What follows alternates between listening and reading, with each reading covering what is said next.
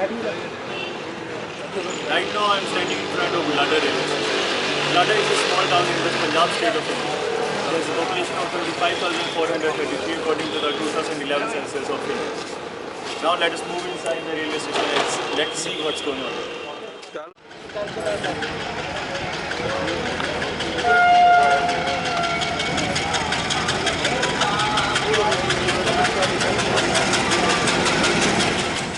Budhlada was an important trading point at the time of British rule, and so they built this railway station so that their transport and their trading becomes easy.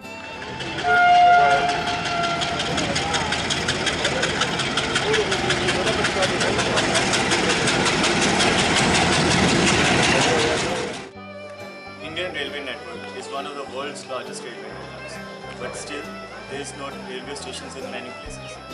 Budhlada is the main railway station because it feeds 76 villages nearby. When you enter into the station, the architecture of the British era gives you a feel that you have gone back to the old times. And there are many things still here from the British era, like this door. This door is here from the time since the station was built. It was the first door erected, and this old weighing machine. These both things hold the antique value. They are here from 1895, and these things are very precious, very, very precious.